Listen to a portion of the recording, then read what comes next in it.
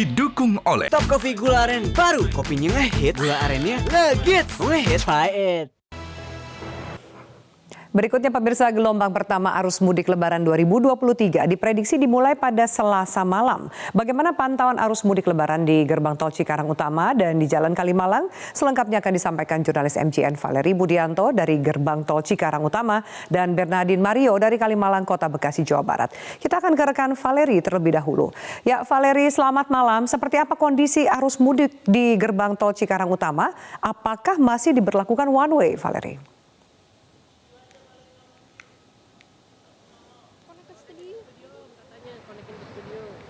Ya, Valeri. Silakan dengan laporan situasi kali ini pasca diberlakukannya one way adalah terjadi peningkatan volume lalu lintas apabila dibandingkan dengan siang hari tadi.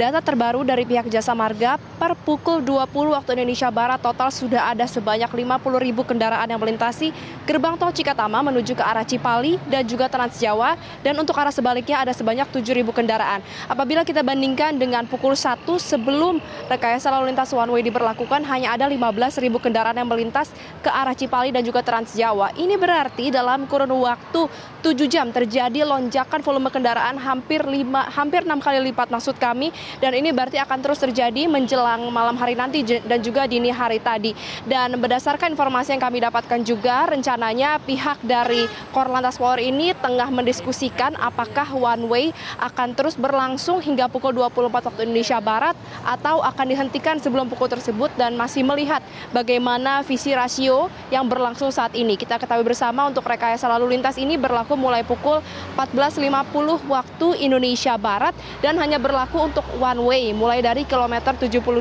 tol Cipali hingga kilometer 414 gerbang tol Kali Kangkung.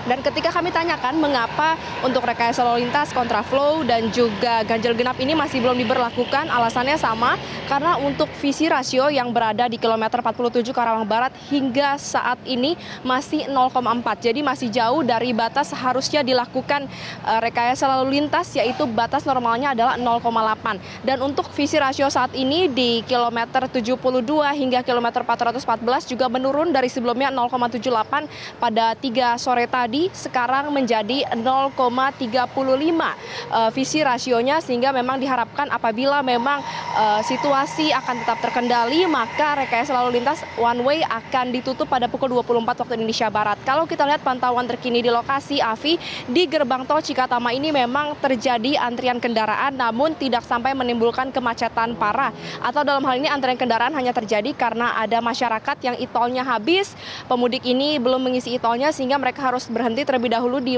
gerbang tol untuk mengisi tolnya terlebih dahulu agar dapat melintas menuju ke Cipali dan juga Trans Jawa. Afi. Baik, lalu bagaimana dengan rekayasa lalu lintas yang akan diterapkan besok hari, Valeri?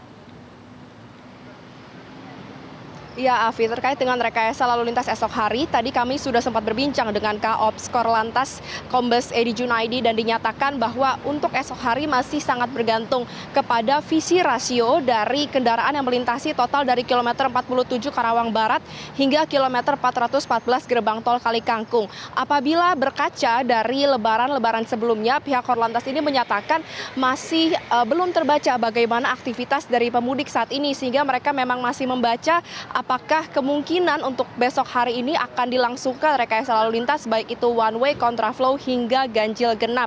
Namun juga tadi dinyatakan apabila memang akhirnya pada pukul 24 malam nanti diputuskan akan dilangsungkan one way pada pagi hari nanti, maka akan dilakukan sterilisasi terlebih dahulu, yaitu sejak pukul 6 waktu Indonesia Barat, dan one way baru akan diberlakukan pada pukul 8 waktu Indonesia Barat. Dan meski hingga saat ini untuk rekayasa lalu lintas ganjil genap masih belum diberlakukan, tapi pihak Korlantas Polri tetap menghimbau agar pemudik ini memperhatikan plat kendaraannya. Dan juga kalau berdasarkan pantauan kami hingga saat ini mayoritas pemudik ini menggunakan plat genap karena memang hari ini adalah tanggal genap, yaitu pada tanggal 18 Maret.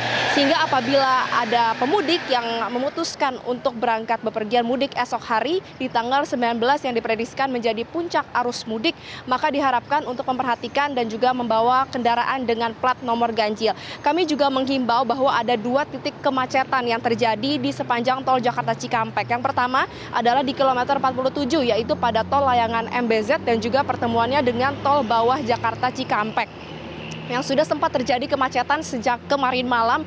Kemudian untuk titik kemacetan kedua adalah di rest area kilometer 57, sehingga diharapkan pemudik ini dapat mudik kurang dari peak hours, bukan pada saat malam hari dan juga menjelang sahur, melainkan di pagi hari hingga siang hari. Afi. Baik Valeri, terima kasih atas informasinya dan sekarang kita beralih ke rekan Bernardin. Bernard, selamat malam. Sejauh ini bagaimana arus mudik di jalur non-tol di Kalimalang?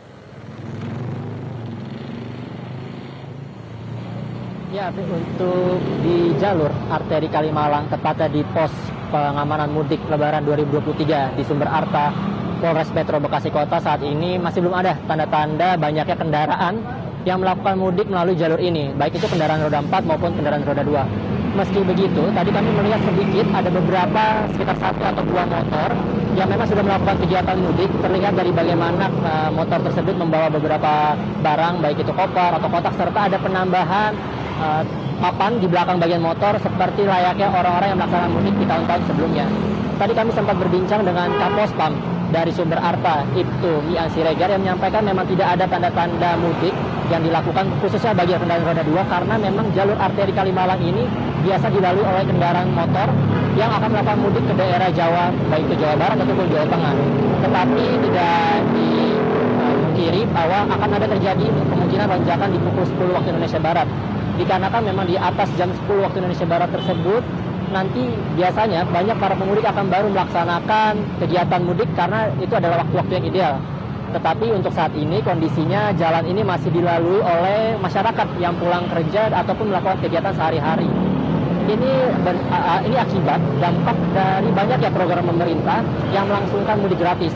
Selain itu juga banyaknya masyarakat yang mulai sadar untuk menggunakan transportasi umum, khususnya bis, di mana tadi salah satu terminal bayangan yang ada di sekitar pos pengamanan Sumber Arta ini kita lihat ada terminal bayangan di mana tadi masyarakat mulai menggunakan bis untuk pergi menuju ke Cirebon, Brebes, Yogyakarta, dan Semarang. Meski begitu, tetap di pos pengamanan Sumber Arta ini akan tetap melakukan penjagaan 24 jam untuk memastikan keamanan dan kenyamanan bagi para pemudik yang akan melintasi jalur arteri Kalimalang. Afi. Baik Bernard dan Valeri, rekan-rekan terima kasih atas informasinya. Selamat kembali bertugas.